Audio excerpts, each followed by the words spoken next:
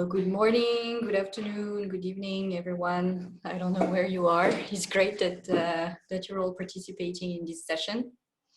Even for those of you for which I can see it's dark.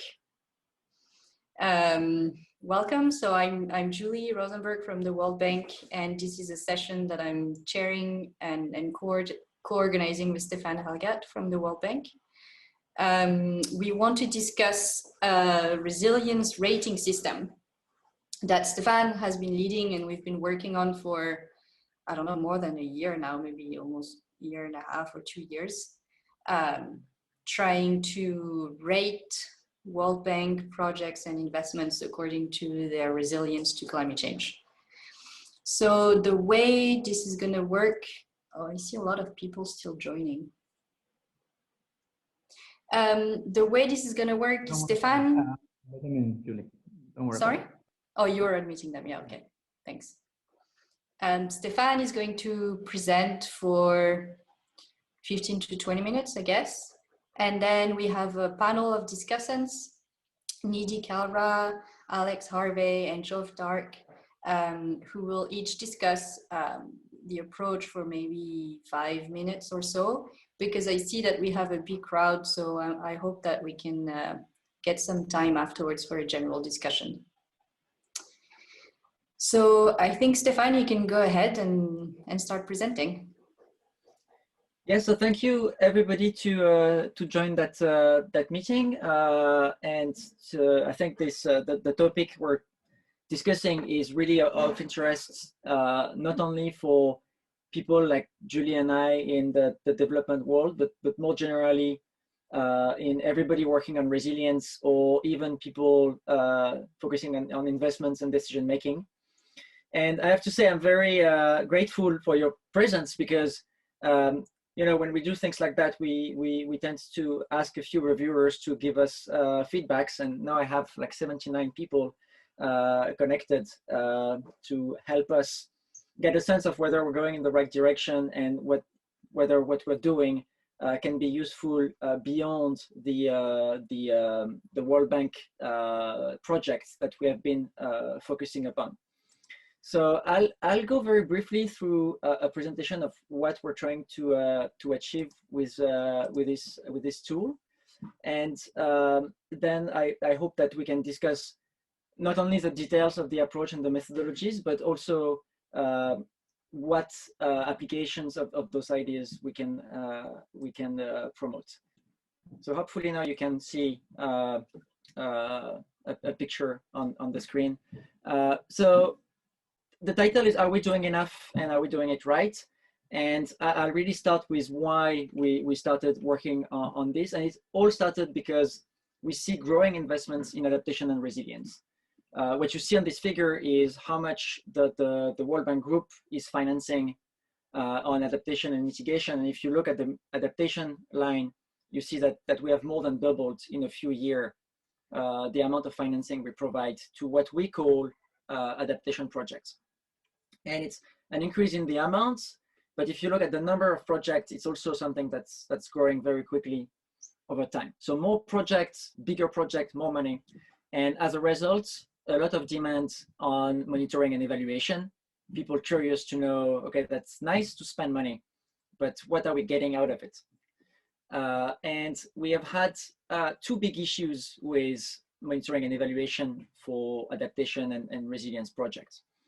The first issue is that we're doing development projects. And so this is like a picture of an informal settlement where anything we do is increasing resilience.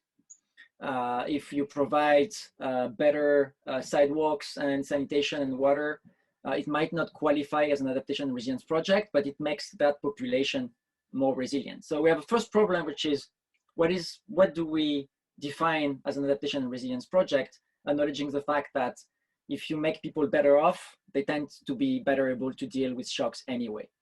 So people don't want the range to be too large, because otherwise it looks like sort of a greenwashing, like we just relabel everything at adaptation and resilience.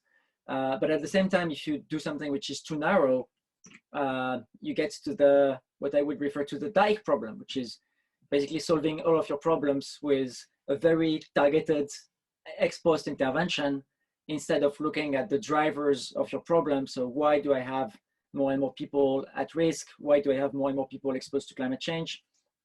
And acting on the drivers of change instead of arriving after with a big piece of infrastructure to try to correct the mistakes that you have made. And this is in Japan, in case you hadn't guessed by the little rabbits. So the other problem that this dike illustrates really well is that the current monitoring and evaluation system we have, looking at how much we spend, tends to prioritize very capital intensive projects like this dike. If you have a really smart intervention, for instance, you were planning to build a transport infrastructure and you do your study and you decide to move the railway by 2 kilometers not to be in the flood zone, and it doesn't change the price, it doesn't change the cost, then you cannot claim that you have invested more in adaptation and resilience, and it doesn't show that you have done your job. So here, we're really trying to improve measurements by focusing more on what we get out of the project and not only how much we spend on it. And also by making a difference between two very different concepts around resilience. One being that everything we do should be resilient. We don't want to do any project that gets washed away after 6 months by a flood. And we also have projects which are resilience projects that are trying to build the resilience of the population. And those two dimensions are very often mixed and merged, but they are very different things.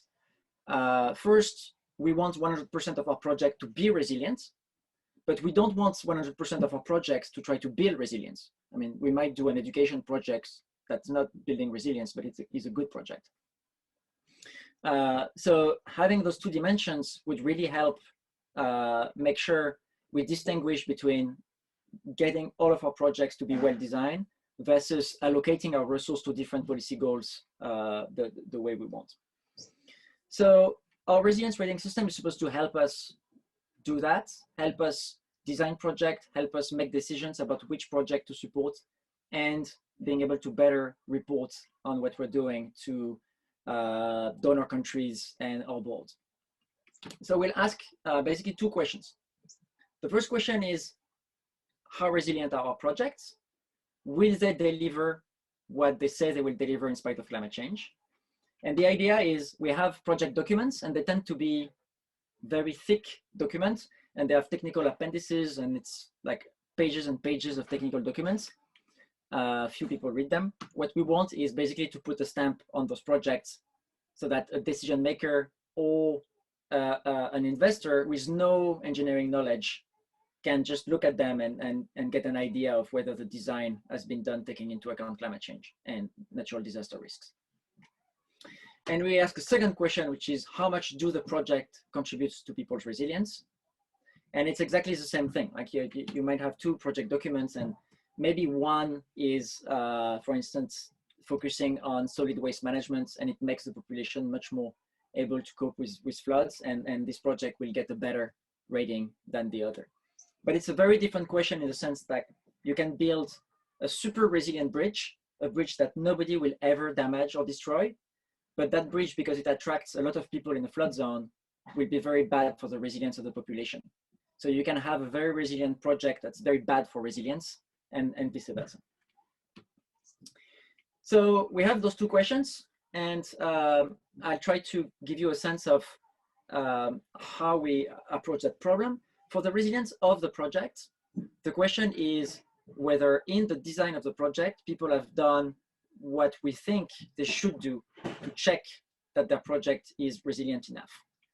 And we have those different levels. I hope you can read on that. So we have rating from R when we have no information, we don't know, or it's really bad.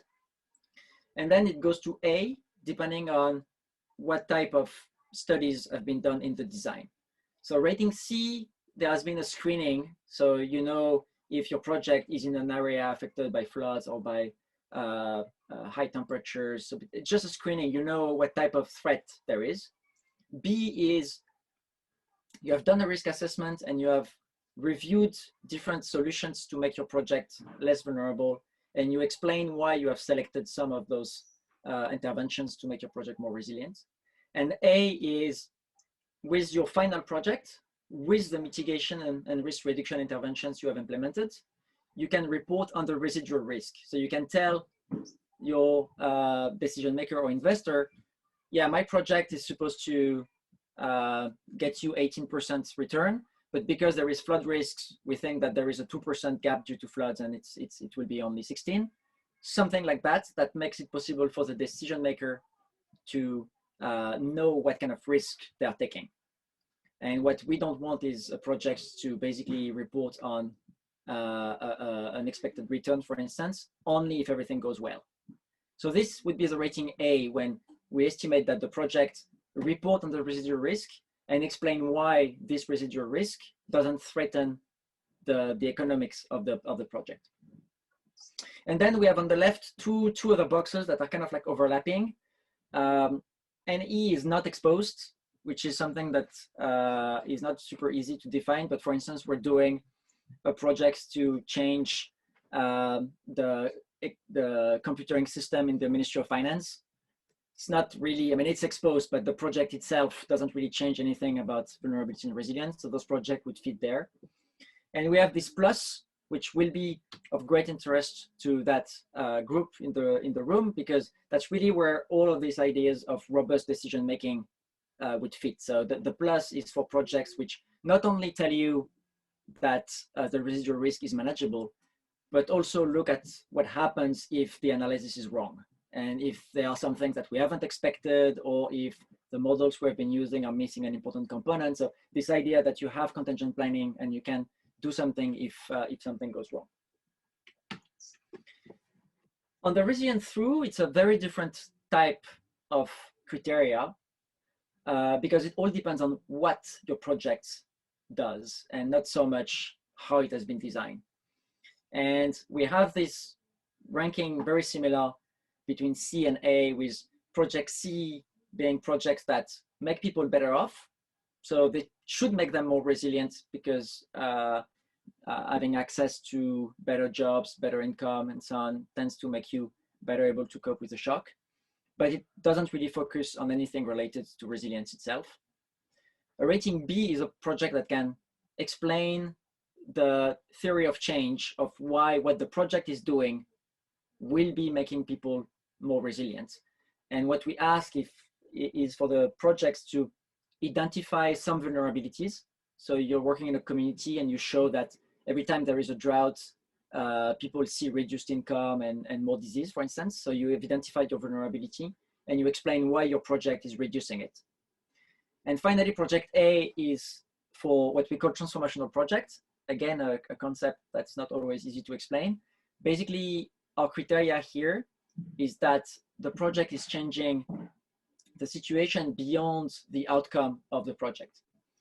And it can do that by changing the policies or the regulations in a country, by demonstrating a new technology or developing a new technology, or like removing some other barriers to resilience. So just to give you an example, if you do a project in one city, but by doing it, you change the way in a country land use plans are being done, and that this different way of doing land use planning will be applied to other cities, your project is transformational because you're not helping only the city that you're dealing with, but also other cities. If you demonstrate a new irrigation technique that's using less water, maybe your project will be only 20,000 hectares, but if the technology is demonstrated, it's likely to be used by others, and so it will have an impact beyond your 20,000 hectares. And here we have also like this parallel plus that we had on projects which not only pretend to do that, but also can show that they have a monitoring system, so that at the end of the project, we can come back to the project and they can show that they actually achieved what they promised they would achieve. So if you're doing a better irrigation system, for instance, you're tracking water consumption, so that at the end of the project, you can show that as you promised, you have used less water than a traditional method. In the rest of this presentation, I will focus on the resilience of, which is, I think, what is most of interest for this group. And I'll just explain how we transform those criteria into actual choices in our project. So the idea is to start with a project the way we have them, with an economic analysis that's focused on traditional benefits and costs of the project, and say that if the project has done the risk screening, then depending on what you find, it will be non-exposed or no information. And we have a set of tools that we provide to our teams to do the screening so that they don't have to reinvent everything. And we progress like that. Then does the project provide a qualitative estimate of residual risk and reviews the different interventions? Yes, no, with a set of tools. And then do they provide an estimate of the residual risk? Yes or no, with the type of tools. And finally, this last box on the ability to deal with a surprise. And we expect all of our projects to just go through something like that so that they can have a rating. And that includes, of course, for the methodologies that are discussed in this meeting, the MDU meeting, to basically get a list of those methodologies so that if somebody uses some of these methodologies and it meets certain standards, then our projects can be attributed this plus that people will be trying to get. What's most difficult for us is this rating A, because we ask people to report on the residual risk, and we don't want people to, that's the theme of this meeting, right? To be overconfident in the results of their models, and we want people to explore the uncertainty. And so the question for us was how to push people to do this type of analysis without pushing them to just simplify everything so that they can give us a number. And that's what I will conclude with our approach to do that. And I hope I won't be over time. So for this rating A, this is what we ask people to do. People tend to have a cost-benefit analysis of their project. So they have the flow of benefits, and often they have multiple types of benefits, and they have a flow of costs, and they compare them, and they tell us if their project passes the bar or not.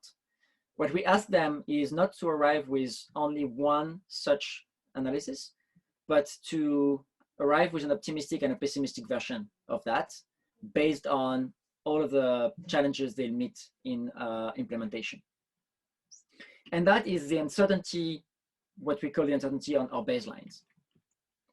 And then what we're trying to do is to connect those flows of costs and benefits with the type of climate change that we expect and disaster risks that we expect. And this box implies doing two things. First, transforming climate variables or like earthquake, ground shaking variables into something that's relevant for the project, like yields of wheat in one region or risks from floods in another, and then to transform this physical impact into economic estimates. And here, of course, is where the climate uncertainty steps in. So this is the illustration I use internally with the change in rainfall in Senegal, with models even disagreeing on the sign in most of the country. So we're asking people to include the uncertainty by providing not a best guess on how climate change will affect those different flows of costs and benefits, but by providing a range, optimistic, pessimistic, and doing that being very generous with the uncertainty. So not trying to refine too much the analysis at the beginning. And they are doing that for the change in average conditions and for natural disasters. And the challenge we have is we have many different impacts through normal conditions, through disasters, and maybe some will be increasing, some will be decreasing, but we have only one optimistic and one pessimistic scenario for climate. And it means that we correlate all of the uncertainties into just like two scenarios, while if you want to explore what's possible, you would need probably hundreds of scenarios. And we're doing that in a very simplistic way by just taking the most optimistic and the most pessimistic for each of those channels. So then we have a whole discussion about how we use that for decision making. I don't want to get too much into the details, but what I want to stress is that we ask people to report a sort of uncertainty map where they're showing us whether the project makes sense for between the most optimistic and the most pessimistic of the baselines they provide us, and the more pessimistic and the most optimistic of the climate and disaster scenario that we have. And so it's a map like this where you might have like part of that space where your project makes sense and part of the space where the project doesn't make sense. And if there is a significant area where your project is threatened, then you have to explain in words, either that these scenarios are very implausible. So maybe it was included in your scenarios, but you think that the likelihood of that to happen is relatively small and that your project should go ahead nevertheless. Or you can show that if that happens, you're not threatening the most important things for a community. So there is a big difference between a small project that would be a bad investment for a community, and if you have a community shifting from, I don't know, coffee to sugar, and sugar is not a good idea and the community completely collapse, it's a different choice. And you should be much more careful with a choice that is structural for an economy. So this is where you can explain that your project is small enough and it's okay if it fails. And I think I'll skip this because it gets a little bit complicated and I'm over time already, but it's basically the question of when you have a possibility of a negative outcome of your project, you have to explain what can make the project fail, what happens if your project fails, and explain why your project makes sense in spite of this possibility that the project will fail. And if you don't have that, well, you have to come back to the drawing board and change your project so that it happens. And in the documents, we have a standardized reporting template. And basically what we would like is to ask all projects who wants to be rated A and meet a certain standards to have all of this information. And by using those ranges, we want to force them to identify risks of failure instead of trying to show investors or decision makers that their project is perfect and cannot fail. And of course, all of the incentives are wrong, right? Project developers want to show decision makers and investors that their project is like completely proof to everything and cannot fail in any possible situation. What we're trying with that is try to force them to tell when the project would fail and why it's okay, either because it's manageable or because it's unlikely or because the benefits of the project are worth the risk. But basically it's a big change in the way people are thinking about their project because they are trying to sell them. And we want them to be much more transparent about the residual risk that there is in the project. So I know it was a bit quick, and at this point, people tend to ask people if they have questions. I'll do it slightly differently by asking myself the questions, which is basically what. And I mean, this crowd is the right one to test those ideas because we had to simplify a lot compared with what we would like all projects to do. And so the main question is doing it like this with a lot of simplifications, like having only a few scenarios instead of a full exploration of what's possible. Is it okay? There are risks in doing that, but at the same time, it makes it much easier to do it.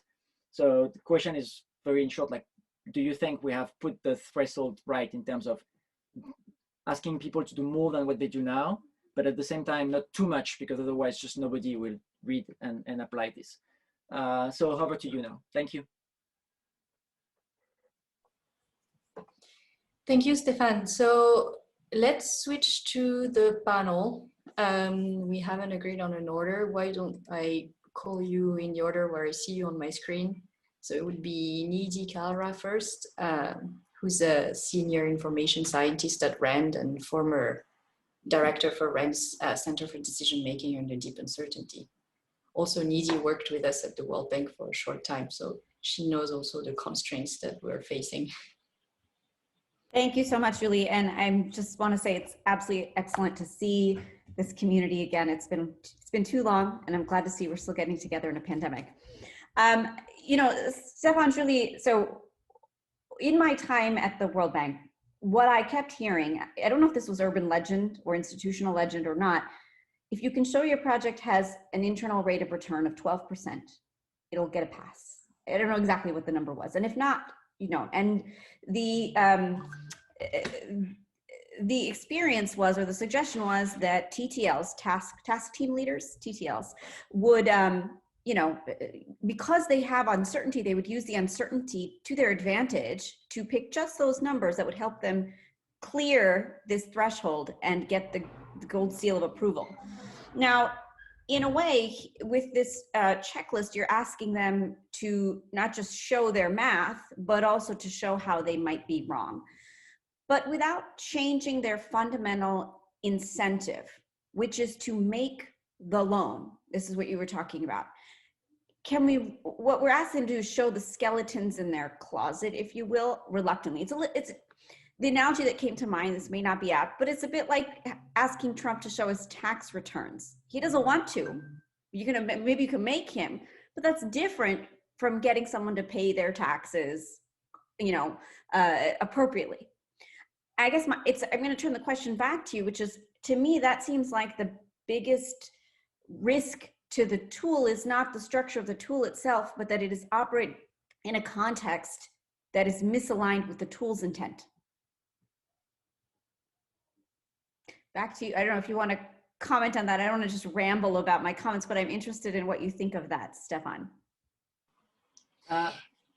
So yeah, why don't you respond maybe, and then maybe in 1 minute. I mean, point well taken, and I think that's I'm sure you all have met that question, right? Small fixes in a set of institutional constraints and set of incentives, and you're just trying to improve at the margin, / trying to change the incentive structures so that you get a much bigger change. And my answer to this would be that this is not the only thing that we're doing on resilience and adaptation. And this is the thing that is the most operational, in the sense, the most like marginal improvements using all of the existing rules unchanged, because the value here is you should do that anyway. If you're an investor, you should ask your project developer to check that their project is resilient to disasters and climate change. So it's not a big change, something that should have been done a long time ago, and that we kind of like did not do it because it was not front and center, and now it becomes front and center and we ask people to do it. The big changes, which I think is to have all of the projects much more like planned in advance, in sort of like a very upstream consideration of what are our resilience goals and so on. And I'm pretty sure we'll have other comments on that goal of changing the objectives, is something that is not, we don't try to do that with that tool because it's really unable to do it, but through other ways in how we originate projects, trying to originate project much more in resilience informed plans. But let's face it and be realistic. Right now, 90% of a project just pops up like that. So somebody comes to the World Bank and say, hey, I want to do this road, I want to do this metro, can you finance it? And we have to do the math to just see if it's a good idea or not. So more limited ambition, but trying still to push the needle and hoping that the different things we're doing add up at one point to something bigger. Also, Julie, give me like a 1 minute time limit warning. So I have a few questions and comments to respond. I think that's, I mean, I agree with you, Stefan. I mean, it's a behemoth of an institution. So small changes, small nudges can make big differences. To your question of whether a rating system of C to A is good or not, I'm going back to sort of some of the literature on, this is going to sound strange, literature on the science of well-being, which shows that when people are graded, they are so focused on the grade that they're not learning anything. They're not interested in, why did I get a C? How can I make this better? It's, oh, I got a grade. I got a bad grade. And I'm wondering if in framing it like that, where it's an evaluation, you're actually potentially dampening the TTL's interest in making the project more resilient, and they're more grade oriented.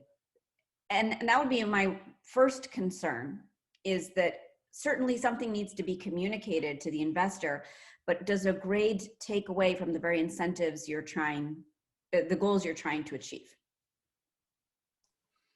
Yeah, this is when we talk about daycares in Israel, where I think this famous study was done, where you put a fee when people are late and people are more late because they feel since they pay a fee, it's completely okay. I think that's a very good point, but we started from a slightly different observation, which is we have some projects doing a great job and some projects not doing a great job at all.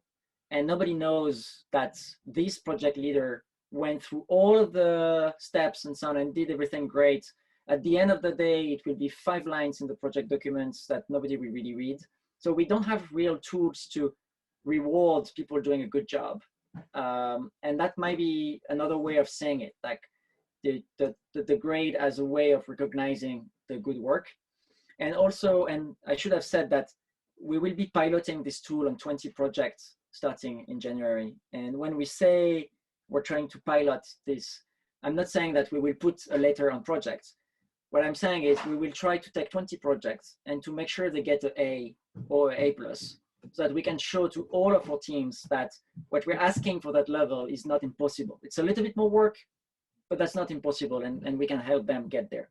So we're also trying in our communication with the teams to present that as a guidance about what they have to do, because some of them are very confused about what is a good resilience analysis. So we help them with very clear criteria about what we expect them to do. And then if they do this, then they have cookie points, if I can summarize it like this. And so, which brings me to a sort of a different question, which is who is, you get the grade, who is paying attention? Who is going to say, no, this is too risky or not? In a way, you have to have an appetite for risk and uncertainty, or for managing risk and uncertainty through the entire life cycle of your project. So you're creating the demand for the board, but is the country counterpart concerned? Do they care? Or are there incentives? Are they like, oh, it's fine. This project might, has this % risk. I don't care. I want it. Yeah, we're used to these conditions because when we're doing a project and we have to resettle people, what we ask from the country tends to be much more than the country would do for a domestic project. So we have additional requirements for the project that we support versus the rest of the project that the country would implement. And I think this is fine, right? We arrive with support with specific conditions and so on, and it comes also with constraints. And so if the World Bank decides that all of our projects will go through a lot more of the risk assessment than domestic project, it's okay. What we did not want, and that's why there is no threshold in terms of what is the level of residual risk in that tool, because what we don't want is us as like experts somewhere to say, okay, a rural road should be resilient to this and put this bar, and then for everybody in Germany and in Uganda, that should be the target, because it doesn't make sense, right? All projects are different, decision makers have different risk appetite. So what we want is just to make sure that a good project, a good rated project, is a project that gives the information the decision maker needs to make that decision, but doesn't try to replace the decision maker by saying the risk is too high or like low enough. That is completely project specific. And that was actually my overarching question on these. I was worked in the U.S. Senate on the legislative team, and there were so many efforts to improve good execution through rulemaking. And what we found historically over time and through our own work was that it is very hard to encourage things to be done in good faith by making rules about how they should be done. And too often these rules that are put in place become bureaucracy, checklists that people go blah, blah, blah, check, check, check, check, check. I don't have to think about this. Look, I did it. I'm done. And so I'm going to get a little meta, which is the question is as this starts taking off, I think the pilots are great. As this starts taking off, what is the feedback mechanism to make sure that this tool does not itself become part of an entrenched bureaucratic process that then is dissociated from your actual goals, which are good faith considerations of uncertainty and risk? My dream in life, creating a whole new bureaucracy. Yeah, no, more seriously, I think this is the main threat to all of the type of tool, that it becomes something that's painful, that people do by copy and paste of previous documents just because they have to. And I think my answer to this would be that if people don't want to do it, they'll find a way around it. So I'm working under the assumption that our problem right now is people doing projects, they would like their project to be resilient because it's more like rewarding to do a good project. Just sometimes they don't know how to do it, they don't have the tools, they don't have the access, and they also don't see how much they need to do, right? Because you can always do one more study, one more analysis, and what we're trying to do is to help people who have the willingness to do better to do it and to get a sense of what is a reasonable expectation that they should have. But if people don't want to do it, I don't believe that this type of tools will do. So for me, the goal is start to work with people who want to do it, help them doing it well. Then they get visibility and people recognize that this is the way things should be, and then the rest of the crowd will follow. Because that becomes the way things should be done. And we really rely on this like frontline project developers willing to maybe spend a little bit more time at night to just make it right. And there are a lot of people ready to do that, and we need those people. Otherwise, as you said, we fall into the tick boxing exercise. So this is probably my last question / comment, which is on that point of helping those people who want to do it and want to do it right. I mean, we now have, how many people are on this? Some 100 people who are probably all ready to help and support those TTLs and those early projects. How does this community engage with this exercise beyond reviewing, when you start doing the pilots and scaling up? How do we participate? So actually, that's a very good point, because if you look at how the economic analysis is done in most of our projects, very often it's not even done by somebody from the project team. It's like somebody brought in to do the economic analysis at the end of the project. And what we're also trying to do with this guidance, which is step by step, and those steps should correspond to different steps in the project development, from the very early concept to development to appraisal, is to bring the person doing the assessment early on in the project, so that the economic analysis informs the design and not validates the design at the end. And this is a big change in mindset, that the economic analysis is not something painful you have to pass at the end, but something that is informing your decisions as you discuss with the different stakeholders and government counterparts.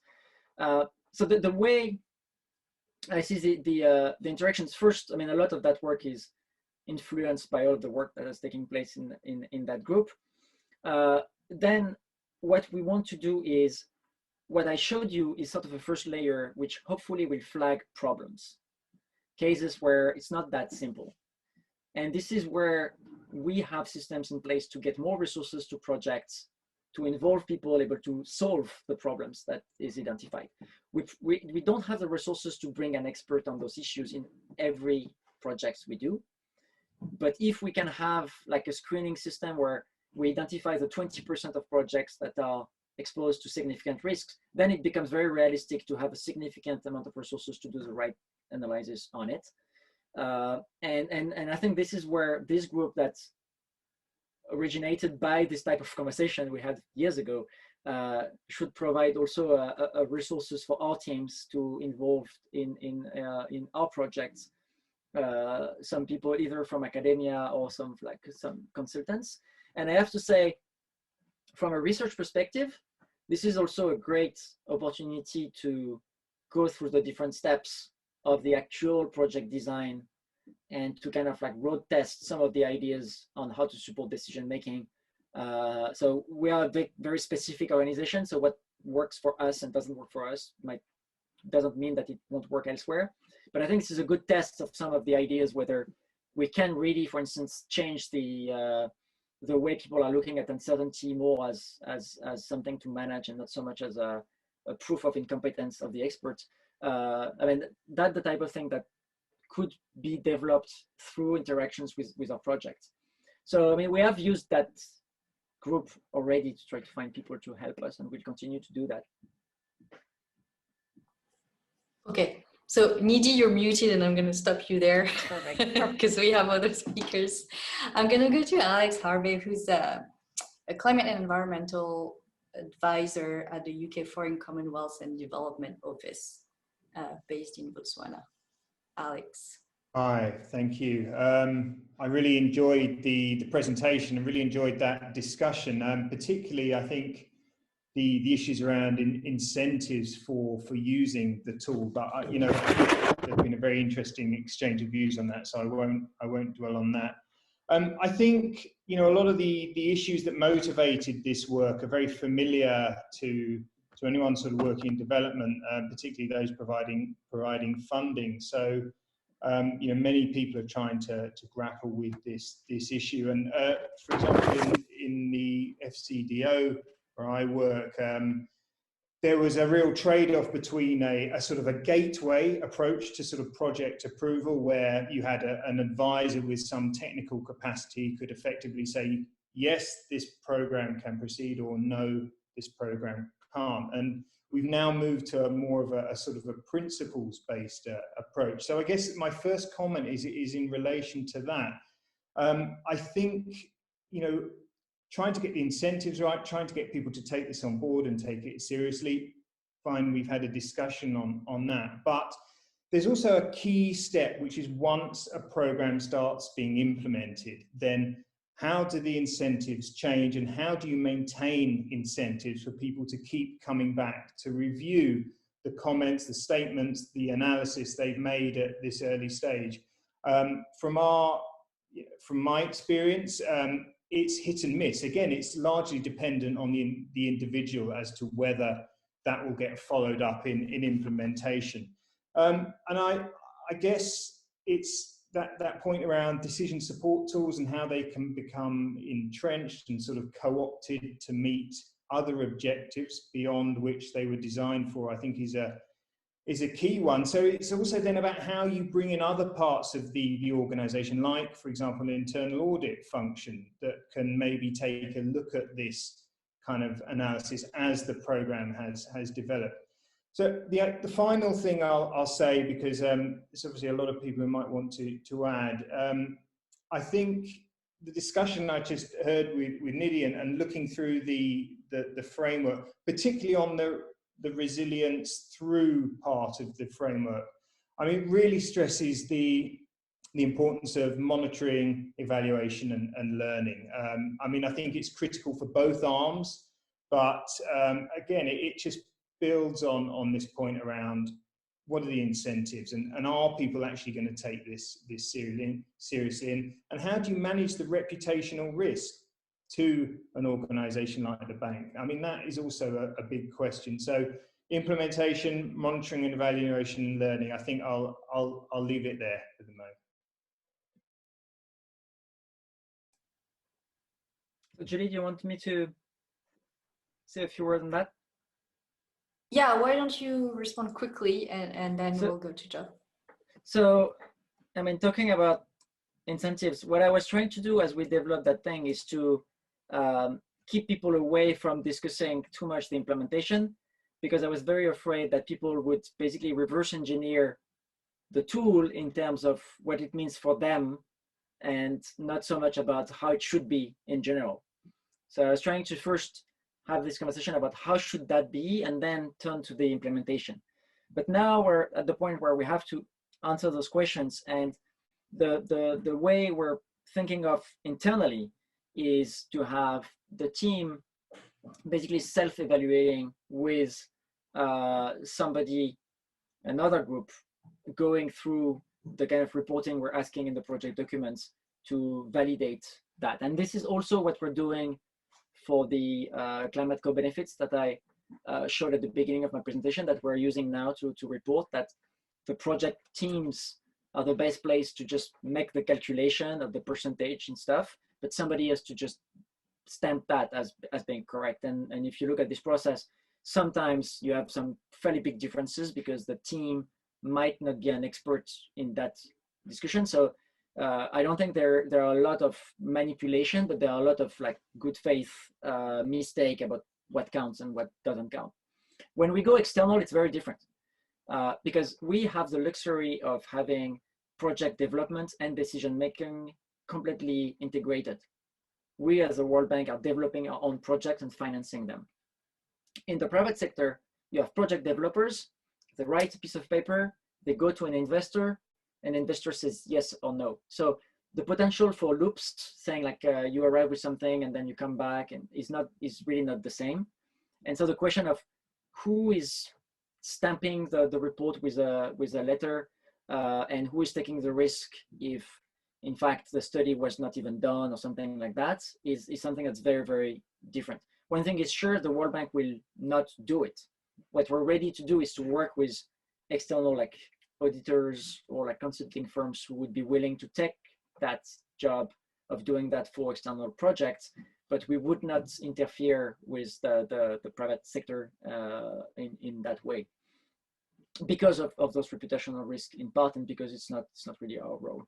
And on M&E, I mean, there's one thing I did not explain, was this idea that we want the rating at the time where we decide the project will be implemented or not, which for us is when the project goes to our board and our board says, yes, it's validated. But sometimes all of the technical details are not there at this point. In some cases, the engineering study will take place after that. And sometimes our projects are revised through implementation. So one of the big questions I don't have a good answer is, when do we come back to the project and say, okay, based on the project before implementation, it was an A, but we realized you did not do that work very properly, or you changed this or that, so you can't keep that A. For a private project, it doesn't really matter, because once it's done, it's done. But for monitoring and evaluation of what we're doing with public money, it's very important that we come back to the project after implementation to show that this was not just done for the show before the project was implemented. So there will be a coming back for our project, probably not for other projects. How this is done is still like very much in discussion. Great, thanks. So let's go to Geoff Dark, who's a Water Resources Strategy Manager at Anglian Water in the UK. And then I see that there are questions and comments in the chat, but we'll go back to these afterwards. So Geoff. Yeah, thanks, Julie. Good evening or good morning or good afternoon, wherever you are. So yeah, I mean, thanks to Stefan for your presentation. And you know, although these things are kind of painful, I would commend you and the World Bank and the team there for doing this, because I really do believe that these kinds of initiatives, you know, following on from similar things around screening tools and toolkits, you know, are a really effective way of moving the needle, if you like, to ensure that projects are more resilient in future. So I think a few reflections from me. The system, I do believe the system is right to address both the resilience of projects themselves and the resilience that projects enable. I think that's really important. It both recognises the need for appropriate risk management, as well as sort of couching and understanding sort of wider opportunities that projects provide, which is important for the World Bank, but also I think for other loan makers as well. It also implicitly acknowledges that adaptation is both an outcome and a process. And finally, I think it appreciates the roles of organisations in providing a service as well as reflecting their raison d'etre. So an MDB, for example, might provide a loan alongside a grant for the development of guidance or training. Now, the rating system, you know, as with all these things, you know, you can make it more or less complicated. I think what you've done provides a simple and understandable system to follow. I think screening methods, as I mentioned, they've come on a long way over the past decade or so. They are now recognised as a key entry point, and in your system allow for that distinction between the C rating as well as not being exposed. And obviously it's important that the screening methods are good quality and a list is provided. I think rating B introduces the concept of adaptive management, and I think that's really important for many climate risk and resilience situations, not least due to the uncertainties relating to climate change, but also uncertainties relating to the impact and the responses. And this is something that we've been looking at in the UK recently with the development of a new British standards on decision making for climate change adaptation pathways, which is out for consultation at the moment.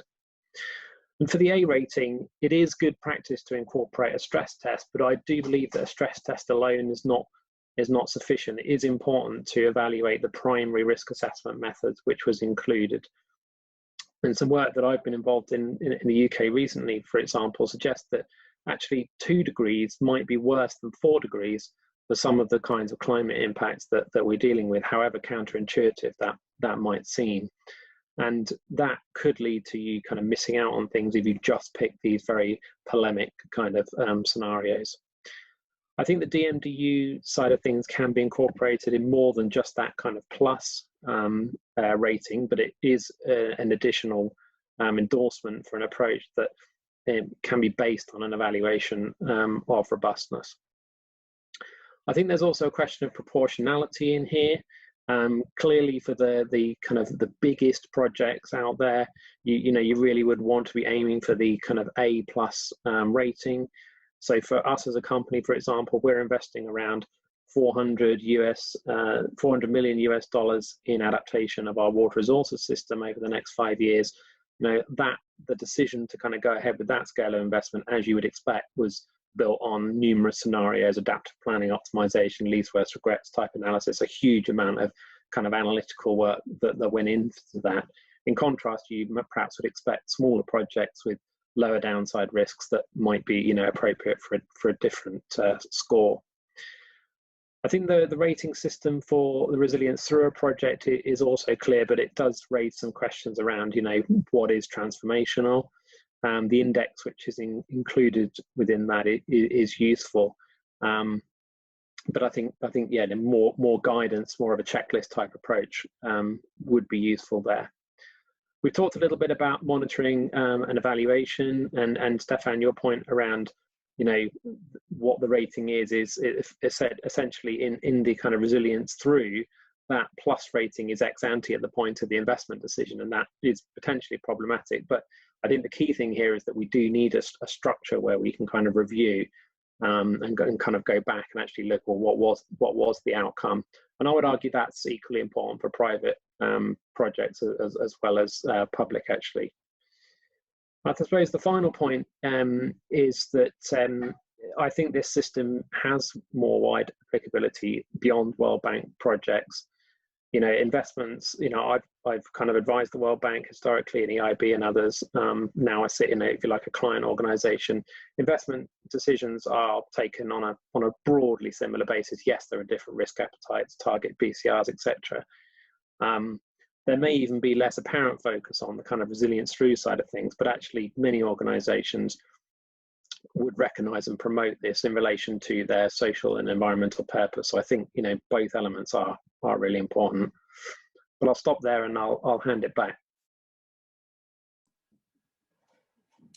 Yeah, no, thank you. That's really a very, very important point, and especially on the methodology. So you mentioned that for the screening, but it applies also for the DMDU, where we have as a criteria that the screening strategy meets some certain standards. But the problem is that sometimes it's very granular, right? Whether you're missing what is a real threat on your project, and we have a list long in the hundreds of cases where projects have failed for something that was really, really unexpected.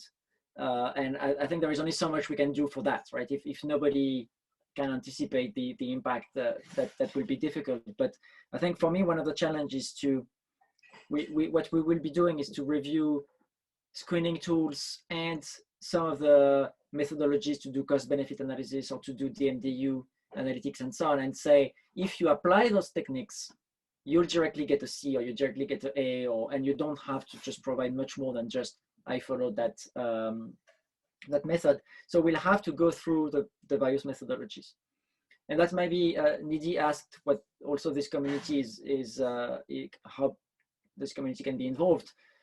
For us, it's really important to keep track of the type of methodologies and the case studies that are applied, because we expect that it will help us decide what is good enough to get to a certain level. And as you said, when this rating system is commonly used less for hydropower dam, just because it's so important that the risk is well managed for something that big with catastrophic outcomes if it fails, that we tend to do everything we can anyway to look at the risks. My target is more like with transport projects, small energy projects, things which are not that big, so people might get away without really looking at risks. And at a very low costs, you can improve those projects if you only spend a couple of days looking at what it is exposed to. That's a little bit off target. On the review of the rating, that you said that the private sector would benefit from it too. I know, but they don't want it. And I think they have an argument, which is to say, if I invest in like a project, for me, it makes a difference if I know that the project can not be A anymore anytime, or if I know that this is a project, I invest in a project and that's it. And so there is a trade-off that's difficult to decide between having that used easily for that category of users versus something that's better, because as you say, it's always good to review, but that weakens the process. So on that, I mean, this will be part of this second phase where we talk outside the bank and try to think about how to make that useful for others. And finally, my last point I wanted to make, you mentioning adaptive management, and that's somewhere that's in the plus in the resilience of, because if you can change your project in case of surprise, it's a plus.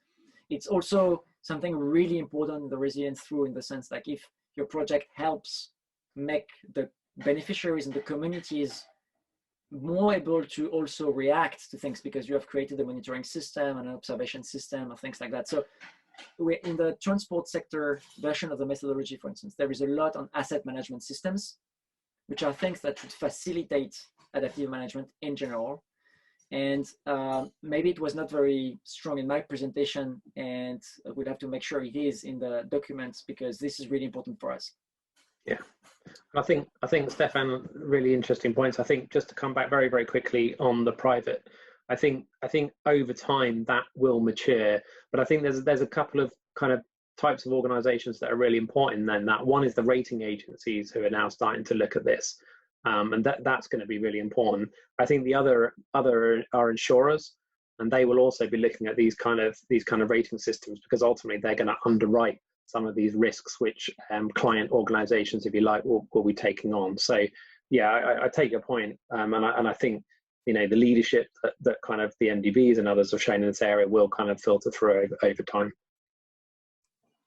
Yeah, no, very, very good point. I think we'll have pick up from the private sector through some big institutions and intermediaries like the rating agencies, like the insurers, like the auditors, but not directly convincing investors one by one that this is a good idea. Okay, so I feel bad now because we have 2 minutes left and we didn't answer any of the crowd's questions. You want me to give it a try? Yeah, have you read the questions? You want me to read them to you? No, I've looked into it and I can go through a few of those points. One is for us, the rating at this point will have no impact on the conditions of the loan. So, but that makes sense for us because we're developing and financing the project. So we won't like punish ourselves. What we hope for is that if it's applied in the private sector, somebody would invest in a project rated A because the risk should be lower because you have stress test your project and so on. It should have an impact on the conditions of the loan. So there is a very big difference between having that in the open used by private investors and a very specific case of MDBs as developer and financer of projects. So this connection is not there for us. On whether we can make that a little bit more like deliberative with like a participatory process, that's what we're trying to do by having the process start at concept level and then with multiple steps. But we really rely on our project developers working with governments to use the results of the analysis for their own engagement. So that here we have a supporting role, but if people don't want to use it, it will be very difficult to do it. But we hope we help people willing to do that. And finally, on the transparency versus helping people do it, we clearly have those two goals in parallel. And I think it's, in a sense, more important to me that we develop good projects rather than being able to report that our projects are good. And at the same time, I understand that these two things needs to be done in parallel. So if there is prioritization to do, I think helping people do it would be my priority. And that's the reason why self-rating might be better than a completely external body coming and putting the rating. Because if you force the teams to do it themselves, they'll have to think about what it would have taken to go one step higher. And maybe they think, okay, maybe we can do it. So our priority is always to get better project, even when it's at the expense of the transparency and maybe the rigor of having a pure like third-party evaluation. So it's 4:01, so I guess I have to stop there. But I tried to go through the main question. People also suggested another way of putting the scenarios together. I mean, if you can get in touch with me on that, because that has been really one of the main questions we have been struggling with on the technical side. So I'm very happy to discuss on the side about ideas to make it possible in practice. But thank you so much, everybody, for your comments. And I've taken good notes, and I hope that the documents will reflect how you reacted, so that we have a document that makes those points directly. Thank you very, very much. Yeah, thank you, everyone. And sorry we didn't have enough time for a longer general discussion, but please feel free to email me and Stéphane if you have other comments or questions, or if you want to know more about this. Thank you very much to the panelists too for the lively discussion.